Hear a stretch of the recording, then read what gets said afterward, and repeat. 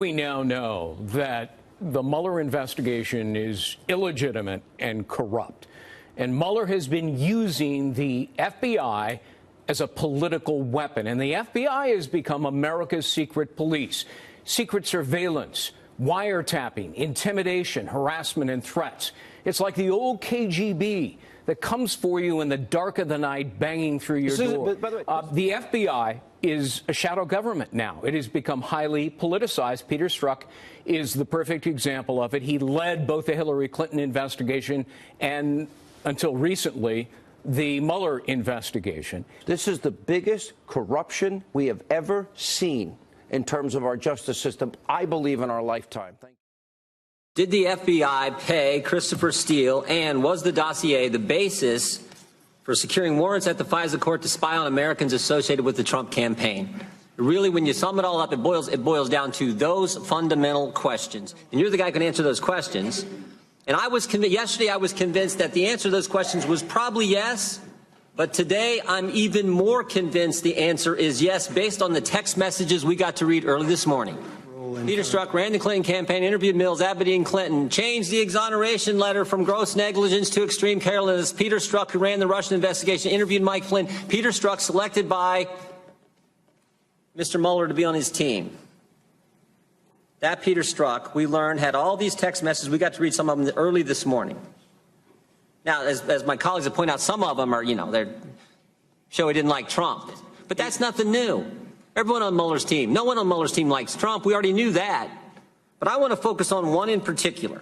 And this is a text message from Mr. Strzok to Miss Page, recalling a conversation and a meeting that took place in Andrew McCabe's office, Deputy Director of the FBI, recalling a meeting earlier. And Mr. Strzok says this: I want to believe the path you threw out for consideration in Andy's office.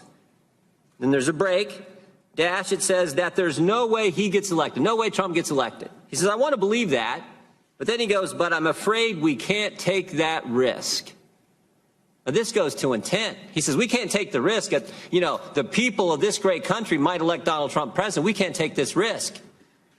Peter Strzok, January 10th, he's the guy who changes the exoneration letter from gross negligence, criminal standard, to extreme carelessness. July 2nd, he's the guy who sets in on the Clinton interview. July 5th, 2016, that's when Comey has the press conference and says, we're not going to prosecute. Clinton's okay, we're not going to prosecute. And then August 2016, we have this text message. The same month that the Russian investigation is opened at the FBI, August 2016. And my guess is that's the same month that the application was taken to the FISA court to get the warrants to spy on Americans. There's another text message. My colleague referenced it earlier, where Mr. Strzok says, I can protect our country at many levels. This guy thought he was Super Agent James Bond at the FBI. This is obvious. I'm afraid we can't take that risk. There's no way we can let the American people make Donald Trump the next president. I got to protect our country. This is unbelievable. And I'm here to tell you, Mr. Rosenstein, I think the public trust in this whole thing is gone. You're the guy in charge.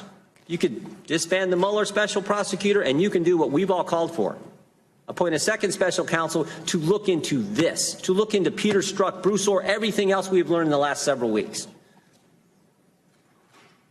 Yes, Congressman, and I can assure you that I consider it very important to make sure the thorough review is done, and our Inspector General is doing a thorough review. That's how we found those text messages as part of that review.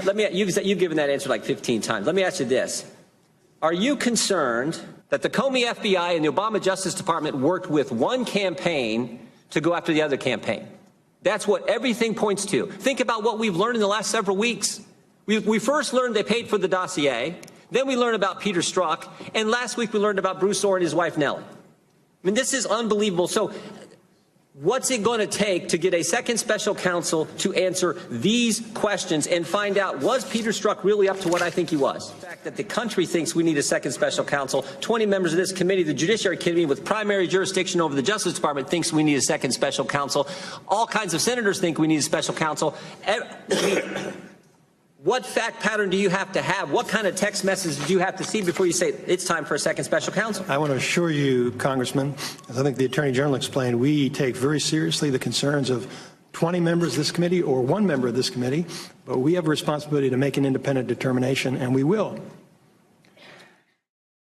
I have set aside about a half hour every day to review FISA applications, and it is not legal for me to talk about those applications, so I'm not able to answer one way or the other. So what was the role of Bruce Orr? Department, you demoted him. He's working with Christopher Steele. You have an anti-Trump dossier funded by the Democratic Party. His wife works for Fusion GPS. This doesn't look good, so we need answers to those questions. I'm not suggesting that I'm disinterested, Congressman, just that we've done everything I get it. So how much of this whole investigation has been infected with his bias? Have you made a determination on that? I have not. If you look at that damning text on 15 August 2016, this is bad. He says, I want to believe the path you threw out for consideration in Andy's office. I'm going to go out on a limb and say that's Andrew McCabe's office. That there's no way he, meaning Donald Trump, gets elected. But I'm afraid we can't take that risk. We in the FBI can't take that risk. It's like an insurance policy in the unlikely event you die before you're 40. So let me ask you this. If you have those Walmart shopping Trump voters that Peter Strzok so derided in his text messages, how do they react to that? Do they have confidence in their FBI and their Department of Justice when you see that you can't let the American people vote somebody in who they want to?